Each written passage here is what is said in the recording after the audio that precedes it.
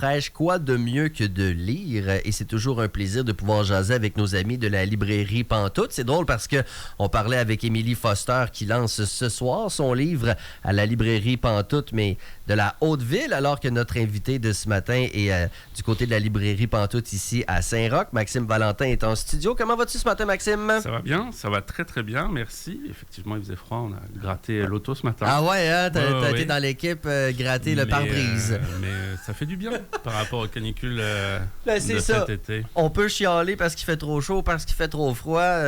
On s'en sortira pas, ça c'est clair. Mais on a tellement de bonnes suggestions lecture ces temps-ci. Et là, avec l'Halloween qui s'en vient, j'ai l'impression que ça peut être inspiré un peu ta suggestion. On parle d'un livre qui s'appelle La Ronde de nuit de Bora Chung. C'est un recueil de nouvelles horrifiques coréen. Exactement, et ça fait du bien, c'est assez rafraîchissant. La littérature asiatique a énormément de différences avec la littérature occidentale, comme on a l'habitude de la lire. Et ce recueil horrifique-là, moi, ce que j'ai beaucoup aimé, c'est qu'on n'est pas dans une horreur, dans un horreur classique. On n'est pas avec un tueur qui va nous poursuivre, on n'est pas avec un monstre venu d'ailleurs, ou quelque chose de vraiment dans les codes. On est plus dans une horreur du quotidien, une horreur parfois liminale, où le texte va servir plus à effrayer par rapport à la dureté de la réalité et de la critique de la société. OK. Alors on peut le lire avec deux niveaux de lecture. Le recueil d'horreur classique, ça nous effraie. Et on peut essayer d'en tirer quelque chose en nous disant qu'est-ce qu'on a voulu nous raconter. OK. Sans trop en dire, si je prends l'exemple de la première nouvelle, on suit un jeune homme donc qui commence son nouveau travail de gardien dans un institut assez particulier puisqu'il garde des choses paranormales et les règles sont simples quand on est gardien. On fait sa ronde de nuit, comme le titre l'indique. On n'ouvre aucune porte, on s'assure juste qu'elles sont verrouillées. Passé minuit, on ne répond jamais à son téléphone. OK. Et on ne se retourne jamais. Quoi qu'il arrive, bruit, si quelqu'un nous parle, on ne se retourne pas, on fait juste avancer. Mais ça donne juste envie de se retourner. C'est là tout le propos. Ouais. C'est vraiment, ça c'est la première partie critique un peu de la société, des grosses compagnies où c'est aliénant. Ouais. On nous donne des règles un peu stupides et faut les suivre, quoi qu'il arrive. Ah, OK. Et donc ce personnage-là, lui, il les suit et un jour en repartant du travail, il croise un homme en costume qui lui dit « Vous ne pouvez pas rentrer ici ». Il fait le saut en se disant « C'est moi le gardien, je vais un peu où je veux ». Il décide quand même de se rendre jusqu'au parking, il trouve sa moto, il l'enfourche et il retombe sur cette personne qui lui dit « Vous ne pouvez pas rentrer ici ». Et lui, il dit « Mais fichez-moi la paix, j'ai fini ma journée, moi je rentre chez moi ». Il s'en va un petit peu paniqué. Il prend la route habituelle pour rentrer chez lui, sauf qu'il se retrouve dans un tunnel qui habituellement n'est pas là et dont la sortie est d'environ 6000 km. Ça, c'est plus long que le troisième lien, là. Un petit peu. Il commence un petit peu à paniquer. Il s'enfonce plus loin dans le tunnel et il voit un nouveau panneau qui lui dit « Sortie dans 1 700 000 km ». J'espère qu'il y a du gaz. Il commence un peu à perdre la carte, les alarmes incendies se déclenchent, il trouve un téléphone de secours et au téléphone, il entend une voix qui lui demande comment il veut que ça se passe pour sa mise en bière, quel cercueil il veut, qu'est-ce qu'il veut décrit sur les documents. Et donc lui il dit « Mais je suis pas mort, je n'ai pas l'intention de mourir ». La personne au téléphone s'excuse et il est retrouvé le lendemain, en fait, à peine à la sortie de son lieu de travail. On ne sait pas où commence le vrai et si c'est dans sa tête ou non. Ouais. Et c'est un peu le fil conducteur de ce recueil-là. C'est tous des gardiens et c'est tous l'ancienne gardienne qui raconte leur histoire au nouveau gardien qui prend son poste pour lui dire voilà ce que les autres ont fait. C'est peut-être une bonne idée de ne pas faire la même chose. On va avoir une histoire sur une mère de famille qui a gâté ses enfants, en tout cas le plus jeune, en délaissant les plus vieux. Un enfant qui n'aura jamais travaillé de sa vie, qui va avoir profité de l'argent de sa mère, de l'argent de ses frères et sœurs que sa mère soutirait pour lui. Et qu'au moment du décès, la famille va se déchirer, lui va se retrouver sans rien, si ce n'est une envie irrépressible d'avoir un mouchoir que sa mère voulait dans sa tombe avec. Il va passer le reste de sa vie à le chercher, perdre la carte. Le fantôme de sa mère va l'accompagner.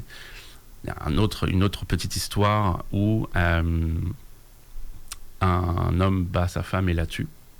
et c'est le chat de cette dernière qui va se venger. On va avoir une histoire d'une femme qui va, avec sa fille, quitter son mari parce qu'il tombe dans la spirale des paris et des jeux. Et pour survivre, elle va décider de, tant bien que mal, faire des petits boulots. Elle va devenir diseuse de bonne aventure, donc un peu charlatane, jusqu'à ce qu'un mouton vienne la voir et lui dise quoi dire aux autres. Et que ça s'avère être ce qui va se passer dans le futur. Les numéros du loto, telle personne qui ne doit pas investir parce que c'est une arnaque pyramidale. Et moi, ce que j'ai vraiment aimé, c'est ça, c'est cette critique de... on a critique en tout cas en Asie et malheureusement en Occident aussi, la position de la femme, souvent reléguée au second rang dans la famille pour les tâches ou quoi que ce soit. La charge mentale, celles qui doivent s'occuper de tout. Ouais. Mais on est aussi, c'est ça, vraiment dans de l'horreur que moi j'aime, qui est différent de ce qu'on peut voir par exemple au cinéma avec les screamers, avec les slashers, en bon français bien entendu, mais quelque chose de plus insidieux qui nous fait dire on n'a même pas besoin de se créer des monstres ou de s'imaginer de l'horreur parce que malheureusement on en vit au quotidien. Ouais. Et ça remet un peu les choses en place, ça nous pousse un petit peu à la réflexion. Mais ça fait malgré tout frissonner. Là, c'est clair, parce que mon niveau de courage est à moins 1000 à peu près, OK? Fait que j'ai peur de rien. Fait que, tu sais, d'un rien plutôt. Donc, tu sais, un livre, moi, où il y a une bébite fantastique, je suis comme, OK, j'ai peur, mais ça pourrait pas arriver. Ça, c'est le genre de livre qui te fait dire... Tout pourrait vraiment m'arriver. Oui, ça, là. Exact. Puis on vient mettre à l'intérieur, c'est ça, des espèces d'éléments fantastiques. Notamment, je reprends l'exemple du mouton parce que c'est récurrent. C'est toujours les mêmes moutons qui sont dans un institut vétérinaire, en fait, qui servent en fait de cobayes et entre guillemets, d'entraînement pour les futurs vétérinaires. Donc, on leur crée des problèmes, les étudiants doivent les soigner. Et c'est toujours ces moutons-là qui interviennent avec certains personnages pour les aider. Il n'y a pas de rancune auprès de ces moutons qui se font torturer. Mais il y a des métaphores gigantesques. Mais exactement, c'est ça. Mais vraiment, c'est beaucoup plus profond qu'un simple roman d'horreur. Qu'à tous ceux qui se diraient, ouais, l'horreur, c'est un petit peu décérébré, là, c'est un petit peu subversif, puis on se fait plaisir parce qu'on a peur. On peut trouver de tout. Et c'est un format, donc, de nouvelles. Oui. Moi, j'ai récemment lu quelques livres dont les auteurs sont d'origine asiatique. Un, donc, c'est des recettes oubliées. Là, je suis en train de lire La bibliothèque des rêves secrets. Puis, ça donne comme ça. Mais les deux, c'est sous forme de petites nouvelles ou en tout cas de très courts chapitres qui sont toutes des petites histoires, une après l'autre. C'est quelque chose qui est à la mode chez les auteurs asiatiques ou moi, je suis tombé là-dessus par hasard? C'est probablement plus un hasard, parce que c'est pas forcément la mode, mais c'est quelque chose qui est très utilisé. Si je prends l'exemple de Haruki Murakami, même chose, beaucoup des textes qui sont publiés le sont faits sous forme de recueil. Alors, c'est très bien pour le découvrir. Par contre, en commençant par le recueil de nouvelles, plus tard, en lisant ces romans, on va se rendre compte que certaines nouvelles sont devenues des romans. Un sentiment de déjà-vu en le lisant, en se disant, il me semble, ça me dit quelque chose, j'ai déjà lu ça. Et c'est vraiment bon.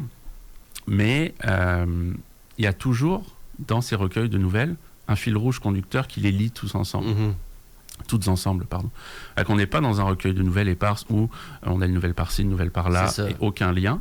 Il y a vraiment quelque chose de raconté au travers d'histoires différentes, mais qui sont liés souvent par un ou plusieurs éléments.